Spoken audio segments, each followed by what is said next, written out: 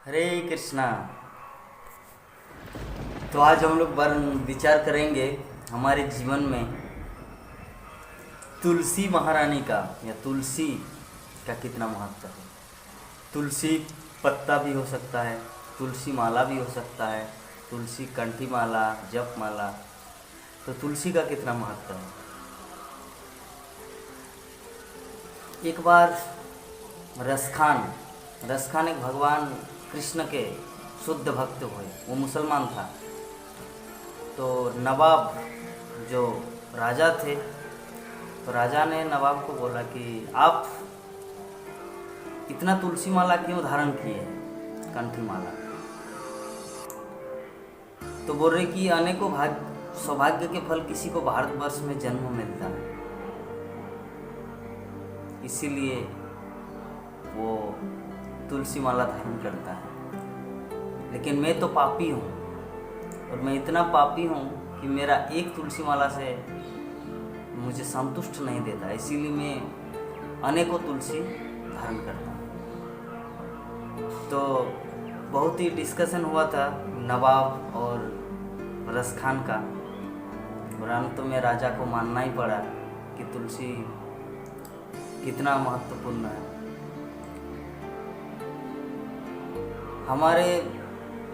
हम लोग भगवान को 56 भोग या कितना ही रसोई मतलब स्वादिष्ट व्यंजन तैयार क्यों न करें, 400 आइटम, 500 आइटम, 1000 आइटम, लेकिन भगवान तब तक ग्रहण नहीं करते जब तक उसमें तुलसी पत्ता नहीं। ग्रहण करने की बात तो क्या, खाना तो दूर की बात है, वो देखता तक नहीं जब तक उसमें तुलसी पत्ता ना हो। तो तुलसी की महिमा बहुत ही अपरंपार है। गले में तुलसी कंठ धारण करना इतना इम्पोर्टेंट है हमारे जीवन में कि कहा जाता है कि एक बार की बात नहीं, ये प्राय होता है। मुंबई में बहुत सारे कुत्ते बढ़ जाते,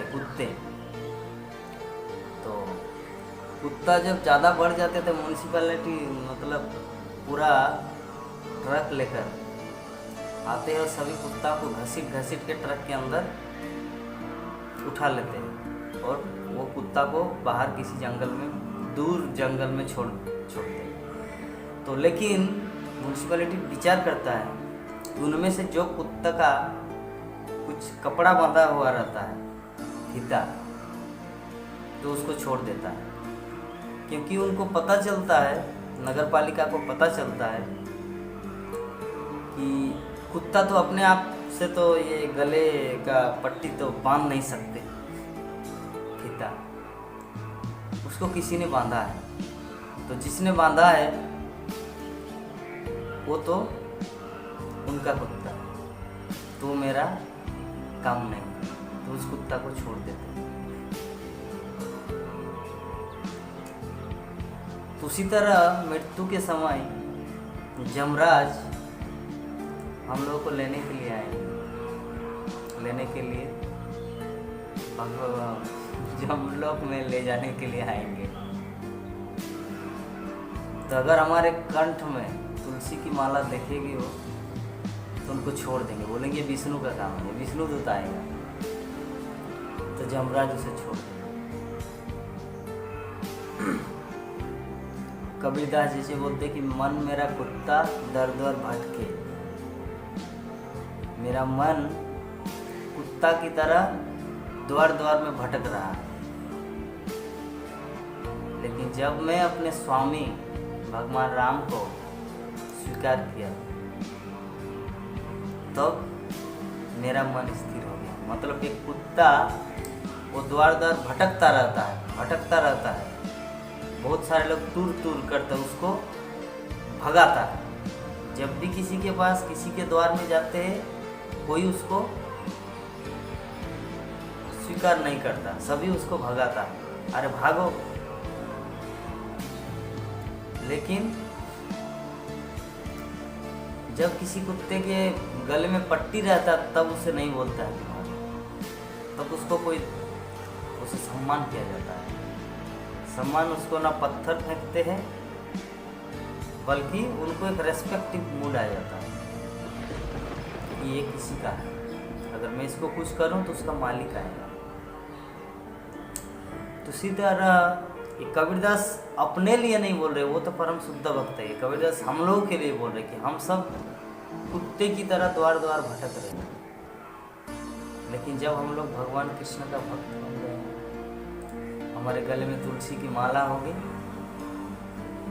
तो जमदूत हो या कोई भी हो, उसको स्वीकार करते हैं, उसको प्रणाम करते हैं। शास्त्र में बताया गया है कि जो भगवान कृष्ण का भक्त बन जाता है, गले में तुलसी धारण करता है, तिलक करता है, वैष्णव वेशभूषा में रहते हैं, जो भगवान कृष्ण का नाम करता है, स्वर्ग के देवी देवता भी उसको प्रणाम करते हैं, रिस्पेक्ट करते हैं।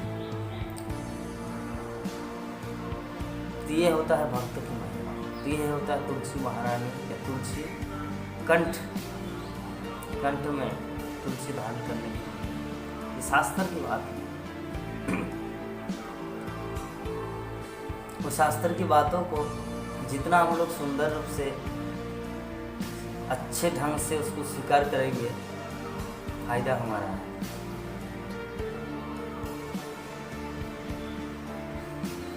कबीरदास बोलते कि मन कुत्ता द्वार द्वार भटके, मेरा मन कुत्ते के द्वार द्वार भटके, सभी तूर तूर करे, सभी भाग जाओ बोले। लेकिन जब मैं स्वामी अपने राम को स्वीकार किया तो सभी उसको रेस्पेक्ट करने लगे।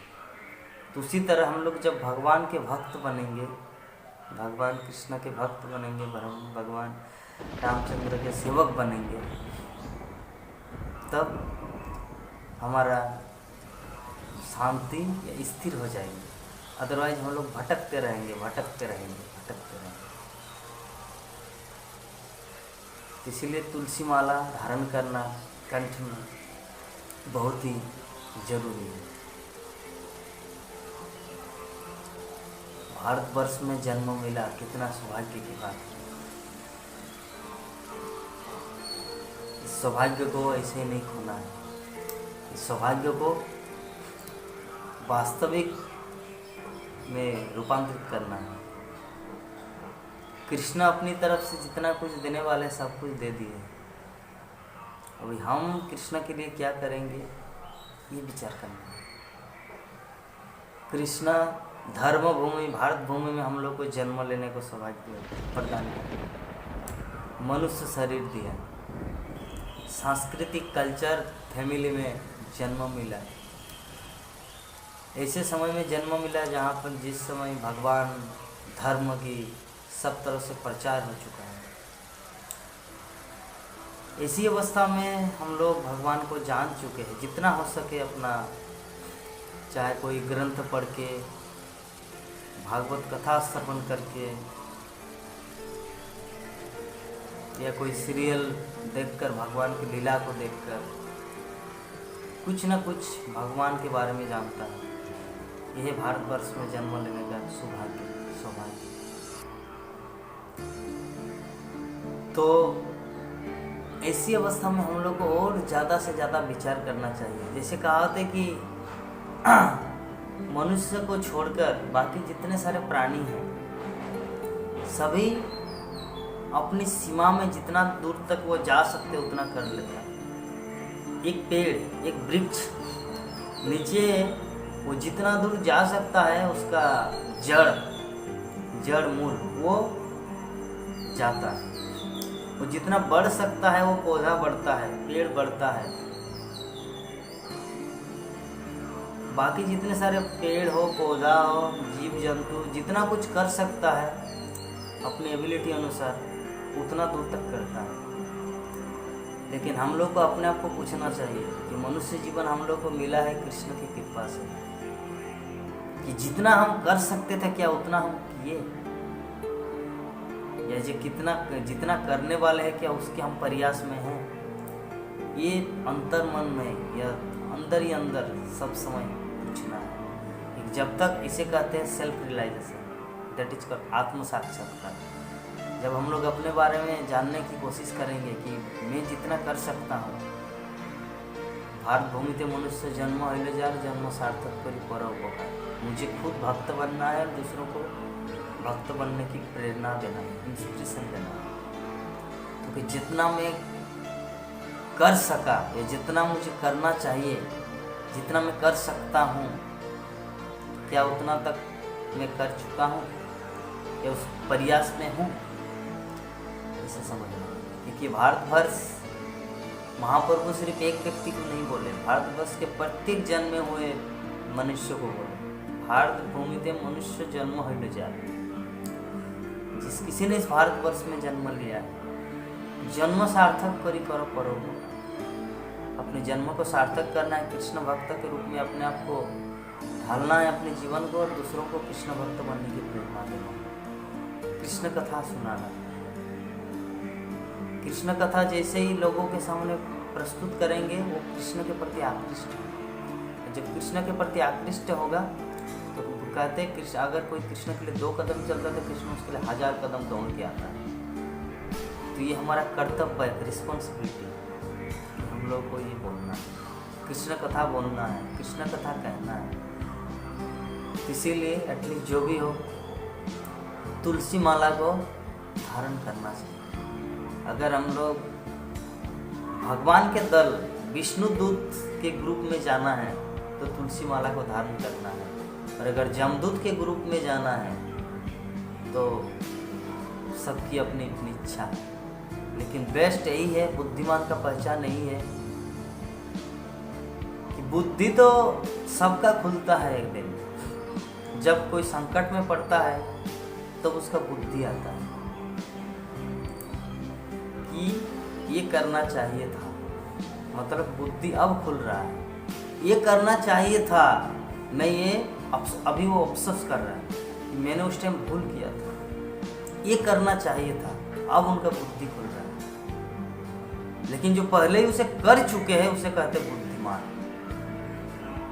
तो बुद्धि और बुद्धिमान अभी आपको एक्सेप्ट करना है। अगर आप बुद्धिमान है तो शास्त्र की बात को अभी मानना है, और अगर आप बुद्धि के अफसोस में जीवन के अंत काल में आप अफसोस करना चाह रहे हैं, जब आपको बुद्धि खुलेगा तब तक के लिए इंतजार कर सकते हैं। लेकिन अगर आप बुद्धिमान है तो बुद्धिमान व्यक्ति लेटेस्ट चीज को तुरंत एक्सेप्ट करता है। समस्त वैदिक ग्रंथों में, समस्त भगवान की लीला कथाओं में, भगवान के महान महान भक्तों की लीलाओं में हम लोग को देखने को मिलता है। बुद्धिमान वही होता है जो अच्छे चीज को तुरंत स्वीकार करे। भगवान राम ने लक्ष्मण को भेजा कि लक्ष्मण, रावण अभी मृत्यु के शैया में है, आप जाइए उनसे कुछ सीख के आइए, कुछ नीति सीखिए। तो लक्ष्मण बोले ठीक है, जो आज्ञा भैया, क्योंकि उनके बड़े भाई राम की आज्ञा का पालन करना ही लक्ष्मण के जीवन का सर्वस्व। तो रावण के पास बोले कि ए रावण, मुझे कुछ शिक्षा दीजिए, मेरा भैया मुझे आपके पास भेजे। तो रावण कुछ नहीं बोला।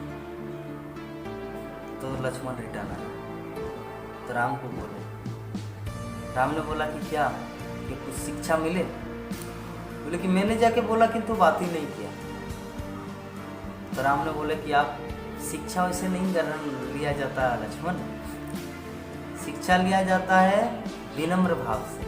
तो जाकर रावण के पास बोलो कि हे रावण, आप दिग्विजयी प्रतापी राजा, आपने अपने जीवन में क्या नहीं किया, तो कुछ जीवन का एक ऐसा उपदेश छोड़ दीजिए ताकि वो जगत के लिए अनमोल हो, एटलीस्ट मेरे लिए एक वरदान साबित हो। लक्ष्मण, भगवान रामचंद्र ने लक्ष्मण को सिखाया। तो लक्ष्मण रावण के पास बोले कि हे रावण, हे दिग्विजयी प्रतापी, आप अपने जीवन का जो अनुभव है, आपने अपने जीवन में जो कुछ किए हैं, उस अनुभव के आधार पर एक ऐसा नीति, ऐसा कुछ मुझे बोलिए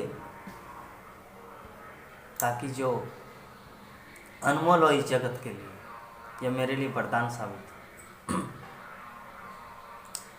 तब रावण ने उसको नीति शिक्षा दिया कि संसार में जो भी अच्छा कार्य हो उसको तुरंत करना चाहिए। यही है जीवन की रीत। अगर कोई भी अच्छा चीज़ आपको सूझे कि अच्छा चीज़ है तो अच्छा चीज़ को करने में एक सेकंड भी देर नहीं लगाना चाहिए। रावण चाहे थे अगले दिन कि सीढ़ी बांधेंगे कल स्वर्ग का सीढ़ी, लेकिन बांध नहीं पाए। तो रावण के पूरे जीवन जो स्वर्ग के देवी देवता जिनके कदमों में था, वही रावण लक्ष्मण को शिक्षा दे कि कोई भी अच्छा चीज़ हो उससे तुरंत एक्सेप्ट करना है, यही है बुद्धिमान। तो अभी हम लोग को किसी न किसी एक कैटेगरी में तो आना, चाहे जमदूत का या विष्णुदूत का। तो लेकिन रावण अभी किस कैटेगरी में है? वो तो वो ऐसा बोल रहे कि बुद्धिमान व्यक्ति वही होता है जो चीज़ को समझ गया कि अच्छा है उसको तुरंत एक्सेप्ट करना है, उसे कहते बुद्धिमान। तो रावण राक्षस है, असुर है, लेकिन फिर भी उसका नॉलेज कितना अनुभव है, कितना एक्सपीरियंस है। तो एटलीस्ट आप किसी का बात मत मानो। अगर आप राम के भक्त हो, कृष्ण का भक्त हो, तो शास्त्र की बात को तो आपको मानना है कि तुलसी माला धारण करना है। अगर आप राम कृष्ण के भक्त नहीं है, अगर आप राम के एग्नेस्ट है, तो रावण के तो भक्त हो ही ना। तो अगर रावण के भक्त है तो कम से कम रावण की बात मानो। रावण बोल रहे हैं कि कोई भी अच्छा चीज़ हो उसे तुरंत एक्सेप्ट करना है, बुद्धिमानी का। तो अभी आपका समय है, एटलीस्ट रावण की बात मानो और गले में तुलसी माला धारण करो, ये अच्छा है। हरे कृष्णा कृष्ण कृष्ण हरे हरे, हरे राम राम राम